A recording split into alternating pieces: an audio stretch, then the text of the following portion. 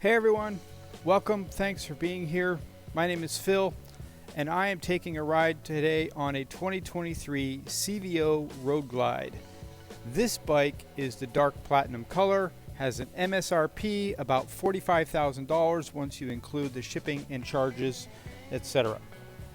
I already did a video talking about the specs on the CVO bikes, but let's review them again and talk about what it is like to ride this bike.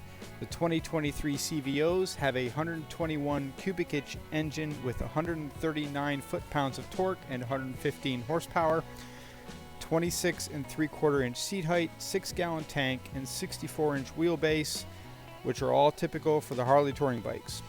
The CVO Road Glide comes in at 862 pounds with a full tank. It has a 12-inch screen and a 500-watt sound system.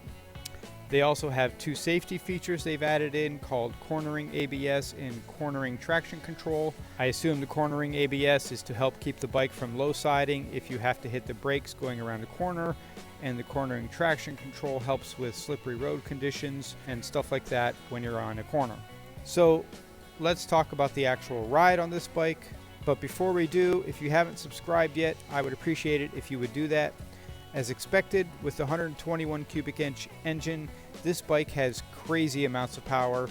It handles really well in the corners. I had no problem leading into tight corners, although with this particular group ride, we didn't take the tight corners very aggressively, unfortunately. It has a decent sound to the engine. Not great, but decent. The wind protection with this windshield is pretty good. The speakers sound really good. I had my visor down on my helmet due to the cooler weather and could hear the radio really well. Not sure how obnoxious the sound was to everyone else, but anyway. At 862 pounds, the bike does feel a little bit heavy if you're on slightly uneven ground or stopping on a hill. A couple of times the bike felt like it was a little bit off balance when I was coming to a stop, and I had to plant my feet a little more firmly to keep the bike from tipping over. I also noticed some shuddering when I did a quick stop. I'm guessing it's in the ABS system, maybe it's because it's a brand new bike, I don't know, but it didn't feel very smooth to me. I do really like the taller handlebars on this bike, they are very comfortable. All in all, the bike looks and feels amazing, the details are very sharp and attractive, the 12-inch screen is really cool. There are a lot of buttons on the handlebars. I didn't have enough time to learn what they all do. I know they've got riding modes, audio settings, cruise, blinkers, etc., but I didn't have time to learn what all those buttons are for. So if I had the money, would I buy this bike? Probably not.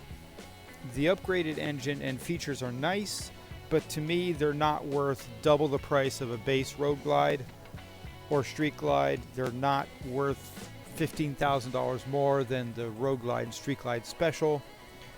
To me, this bike is purely a status symbol, something that says, look at me, I can afford a $45,000 bike. It is a nice ride and it does look cool, but to me it's not worth the money. But I would like to know what you think of the 2023 CVOs. Do you think it's worth the money? Have you ridden one? What do you think of them? Leave a comment below. Let me know.